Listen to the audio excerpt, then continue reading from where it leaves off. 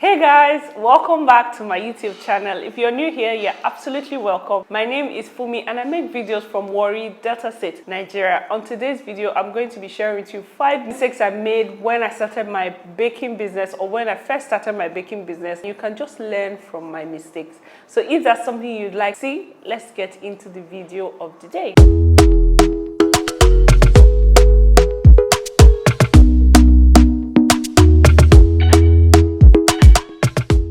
So a little background story. So I started my cake business about 5-7 years ago when I graduated from university, Igbenedion University, Okada. I studied computer engineering, guys. I know it is very different. You go from computer engineering to baking. Me too, I'm confused as well. But I decided after I graduated, I had Rewo already and I just wanted a business I could do from home that was easy and straightforward. And that's how I fell into baking. Now, obviously, I have a backstory and a backlog with baking. My mom used to be a home econ teacher and then she also used to make cakes while we were younger. So obviously I already had that love for cake baking and things back in the day. So when I decided to start my cake business, I went to a cake baker around me and then learned from her. So if you like more details about this story, more details about how I started my cake business, obviously this is not a long video, so you can check it out. All the stories are in my book. I have details on costing, how to cost your cake, how to take cake pictures. Everything is in my book. So if you'd like to see them, you can get my book. All you have to do is click the link below and that's all. So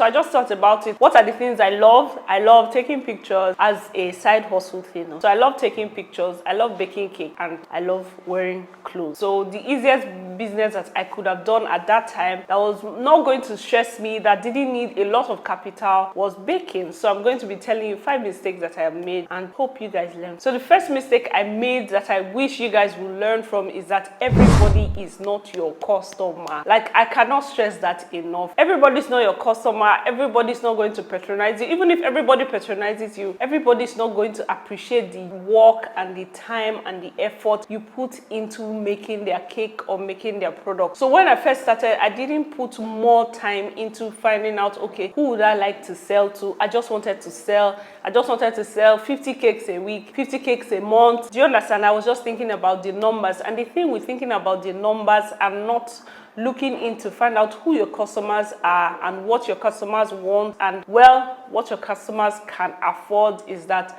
after some time you become frustrated. So at some point I got really frustrated because the clients or some of the customers I had couldn't afford to pay for the cakes I was making because, let's say, I was using real butter and then most of my clients didn't know the difference between real butter and margarine, so they did not understand why is the cake so expensive, and it was just very, very frustrating. So if you're about to start a business, first thing that you should know is that what? Focus on your focus. Decide on who your customer is. Who would you like to sell to? Would you like to sell to the middle class, upper middle class, lower class, to everybody? So choose who you would like to sell to, who your audience or who your customers are, and I feel like that will help you in the long run to prevent headaches and stress. Now, the second mistake I made that really got to me at some point is not picking a niche. Now, everybody just assumes baking is baking, but baking is not baking when you are doing it as a business. There are different angles of baking. For example, there's classes, doing online classes, physical classes, making wedding cakes. There are some people that are specialized in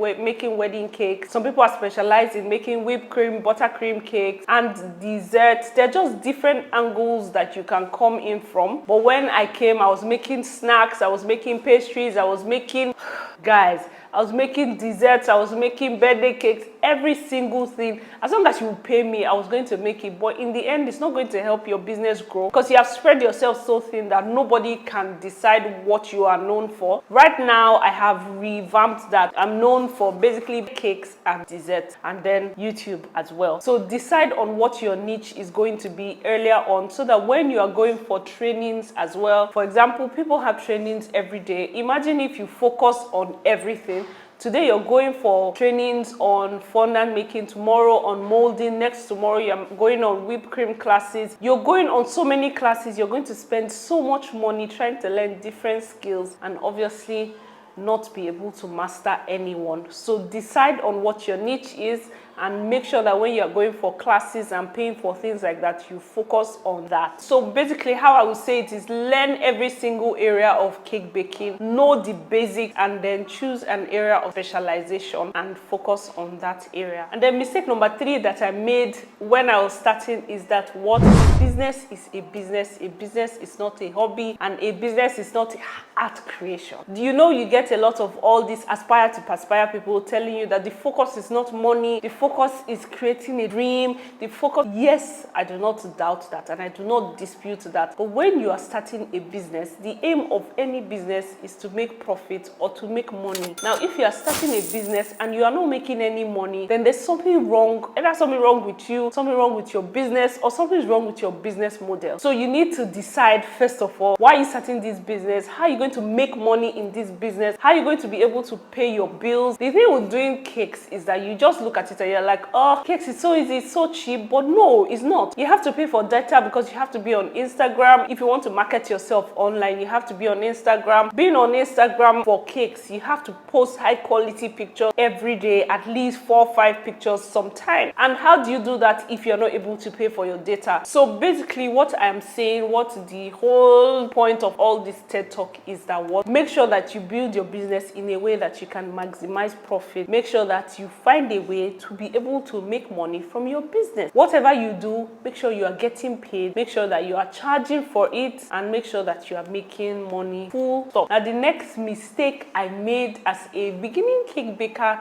that I wish I had not made is what? I did not understand costing. Now, when I was in university and secondary school, my worst subject has always been accounting. I hate accounting, ledger, drawing this, drawing that. God, I've always hated it. But when you're trying to run a successful business, you have to understand accounting. You have to understand the little 1 naira, 2 naira. I know some of my workers are always like, madam, you're too petty. You're complaining about 10 naira. But the thing is, 10 naira today, 10 naira tomorrow, 10 naira in a month, 10 naira in a year, that's a lot of money. So make sure that you understand the fundamentals of accounting for your business. Like I said at the beginning, the accounting or how to cost your cake is going to be in my book. It's already in my book. My book is out, so if you'd like to purchase it, check out the link below. So I'm going to be making a detailed video on how to cost your product. So if you'd like to see that video, please leave it in the comment section below as well.